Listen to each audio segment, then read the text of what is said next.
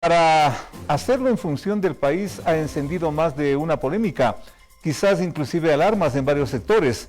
En otros se lo ha recibido bien, en otros se lo ha recibido mal. En fin, hay una marcada polémica y por eso y más estamos haciendo contacto a esta hora de la mañana con la doctora Vilma Andrade. Ella es jefe de bloque de la Izquierda Democrática, la nueva expresión política que va a concretar en la, valga la redundancia, nueva legislatura que está por empezar su actividad. Doctora Vilma Andrade, muchísimas gracias por acompañarnos con Estefanía Dotti. Acá le tenemos algunas preguntas, empezando por esta que me he permitido plantear. El hecho de que el expresidente Correa anuncie que de alguna forma va a ayudar al nuevo régimen a dar gobernabilidad, lo cual suena muy bien, pero en algunos sectores suena muy mal. ¿A usted cómo le suena, doctora? Buenos días.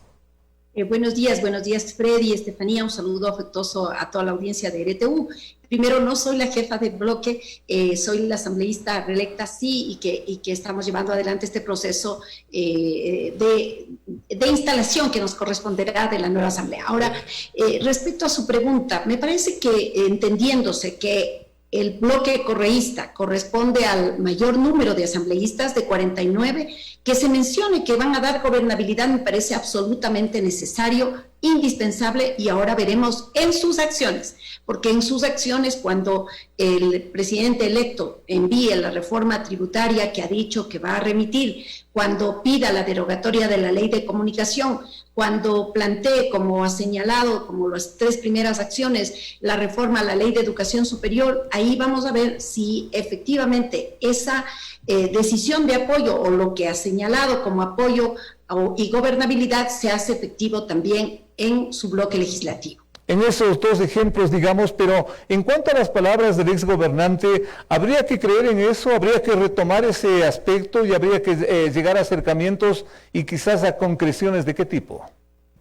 Bueno, nosotros decimos claramente que creemos que en este momento de la elección de autoridades y de las conformación de las comisiones, es obvio que tenemos que llegar a un diálogo con UNES, pero que no signifique, y yo lo he señalado de forma directa, que vamos a apoyar una presidencia de ese grupo político. Tomamos en consideración lo que va a significar que alguien que ha estado en una posición radicalmente opuesta pueda presidir la asamblea. Lo único que avisoraríamos es una pugna de poderes. En ese sentido, creo que hay que buscar lógicamente el acuerdo con todas las bancadas. Ese sería el ideal, que exista un consenso sobre una agenda legislativa que nos unifique y que hay temas de absoluta urgencia para el Ecuador que deben ser tratados desde la Asamblea y que lógicamente también, entendiéndose que el presidente de la República es un colegislador y además es el que determina la política económica, tributaria y fiscal en el país, debamos tener consensos para llevar adelante los cambios que realmente hemos planteado tanto en la agenda legislativa cuanto en la campaña electoral. Vilma, querida, muchísimas gracias por acompañarnos esta mañana. Al haber sido ustedes las asambleístas más votadas, usted y Pierina Correa tuvieron la oportunidad hace 4 días de reunirse a puerta cerrada con una fotografía pública con César Litardo para planificar el evento del 14 de mayo. Cuéntenos detalles, ¿de qué se trata? ¿Qué es lo que va a pasar ese día? Bueno, ahí lo que hizo el presidente actual de la Asamblea es indicarnos que ha solicitado al COE nacional que se haga un análisis de cómo podría procederse las medidas de bioseguridad, tomando en consideración que la ley establece que la Asamblea tiene que posesionarse de forma presencial, pero se podría combinar en el caso de personas con vulnerabilidad, de asambleístas que puedan hacerlo en una manera telemática. También se nos informó que luego hicimos una revisión de algunos elementos que están ubicados en el salón principal, en el Nela Martínez, donde está pues ubicados unos acrílicos de protección, de seguridad o de evitar contagios en la Asamblea. Sin embargo, eso tiene que ser revisado por el COE. Recordemos también que son alrededor de 150 personas que estaremos en ese hemiciclo cerrado y que puede conllevar riesgos. Entonces, toda esa revisión se la ha hecho también nos hizo una explicación clara de cuáles son los proyectos que están en marcha, cuáles han quedado pendientes o quedarán pendientes en el Consejo Administrativo de la legislatura. En base de eso fue el diálogo que mantuvimos en la presidencia de la Asamblea.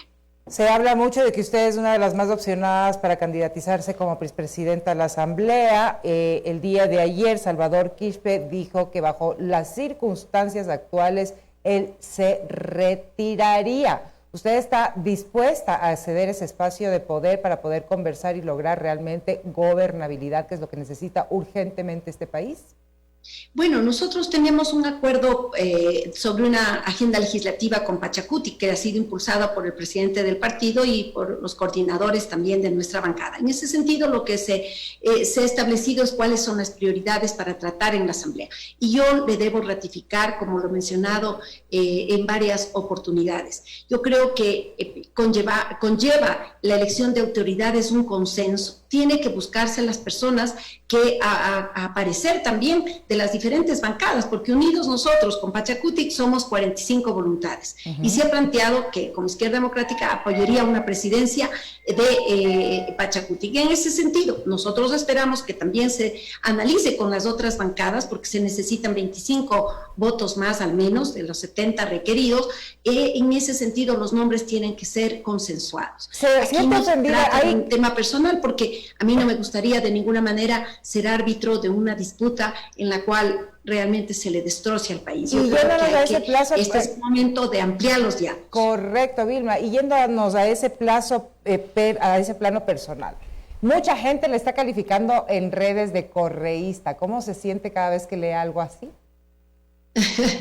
Me parece tan absurdo porque si ustedes revisan y averiguan a cualquier legislador, yo les invito a que le averigüen al vicepresidente de la Asamblea, por ejemplo, al arquitecto Patricio Donoso, vicepresidente, representante de Creo, y ellos les podrán indicar que jamás he tenido una actuación en unidad con el correísmo. Al contrario, mi posición fue directa. Y es ir a desarticular lo que ha sido el corazón del correísmo, y es ese llamado Consejo de Participación Ciudadana y Control Social que le planteamos al presidente de la República, Lenín Moreno, al inicio de sus funciones, que lo elimine a través de la consulta popular. Ahí interrumpe entonces. Y no lo hizo, y después yo presenté una enmienda constitucional. Correcto. Pero después de un año que ha pasado y ha transcurrido ese espacio, se unieron correístas y morenistas y no pudimos llevar adelante ese proceso que realmente desarticula este modelo perverso que lo único que hizo es concentrar el poder,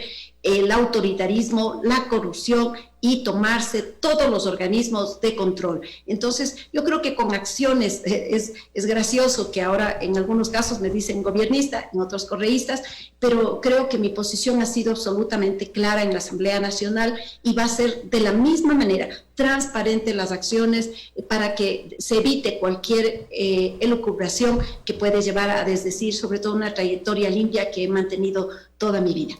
Vilma, la última pregunta para seguir con Félix con la entrevista.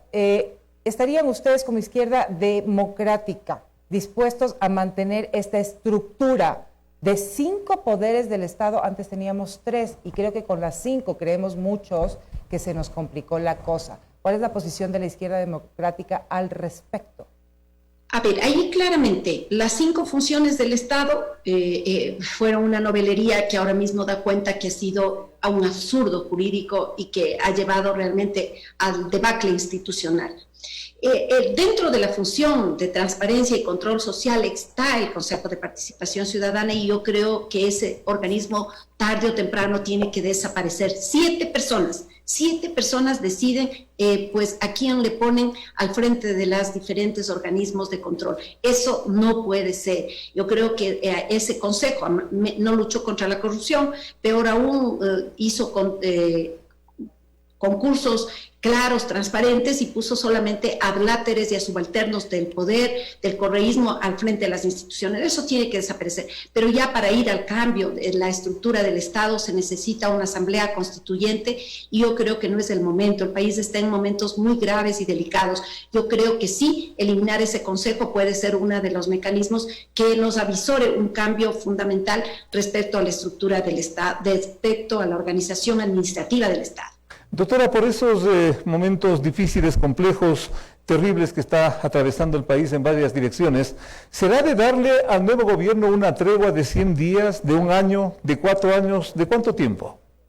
Yo creo que más allá de la tregua es tener la apertura clara de que el presidente de la República electo, que en la campaña electoral salió del radicalismo, de sus posiciones de extrema derecha y fue ubicándose en muchas, asumió inclusive las propuestas de izquierda democrática. Yo creo que lo que necesita es gobernabilidad. Y ahí la recomendación es que todas aquellas propuestas que el presidente quiere impulsar, como lo ha dicho, que va a ser abiertas en un amplio diálogo ciudadano, incluya, por supuesto, a la Asamblea y de esa manera poderlas tratar de forma directa. Yo creo que hay temas tan relevantes, importantes, que tiene que remitirse a la Asamblea y tiene que ser de forma transparente. De esa forma evita, el presidente lo ha dicho, no va a caer en los chantajes, eso es lo que tiene que hacer. No puede ser de ninguna manera que se mantengan acciones que han constituido también en la baja credibilidad de esta Asamblea y se ha atendido también a la generalización por eso. Yo creo que en ese sentido los bloques tenemos que ser sensibles a esta problemática que está viviendo el país y que hay un actor que ha recibido en este momento el favor popular y ese modelo de desarrollo que tiene que ser enfocado realmente a la generación de empleo, a la baja de las tasas de interés, a la renegociación de las deudas para la gente que está sufriendo graves problemas, que los problemas de las familias sean tratados como prioridad y en eso va a tener y debe tener el gobierno todo nuestro apoyo. Usted conoce cómo es la política, doctora, y con todo respeto, porque se observa en las redes sociales, se ha publicado mucho y se insiste en una escena en la cual en algún episodio pasado se le ve a la doctora Vilma Andrade pateando un monigote de Guillermo Lasso. Esto se insiste, se lo plantea. ¿Se arrepiente de ese acto, doctora?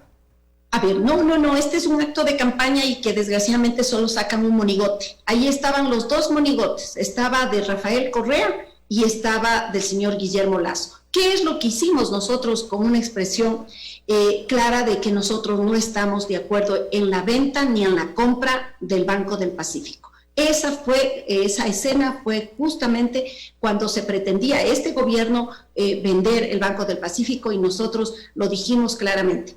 Porque hay inclusive información relativa a esto. En el 2009 el señor Guillermo Lasso le plantea a Rafael Correa la venta del Banco del Pacífico, es decir, para comprarle, y nosotros hemos dicho que no puede estar a la venta el segundo banco más grande del país, con 6.000 millones de patrimonio, que sin duda puede constituirse más bien en la banca de desarrollo. En ese sentido, nosotros nos mantenemos, nuestra propuesta sigue siendo la misma, no vamos a permitir y vamos a hacer todo lo que en nuestro alcance esté para que más bien el Banco del Pacífico pueda convertirse en esa banca que ayude a los créditos productivos en el sector agrario, en el sector agropecuario, para el pequeño productor, para las MIPYMES y para los emprendedores. En ese sentido, nos ratificamos en el hecho cierto de que el Banco del Pacífico no puede ser vendido.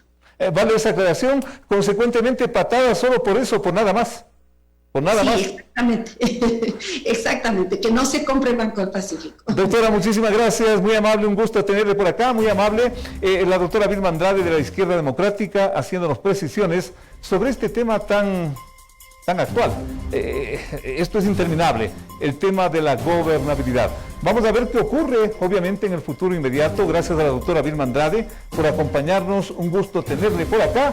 Vamos a hacer una pequeña pausa, mi estimada Estefanía. Antes de eso es importante dar a conocer a los ecuatorianos y a ti, Félix, también, que esta mañana se registró un sismo de magnitud 4.0 con profundidad de 12 kilómetros, .26 en La Troncal, en la provincia de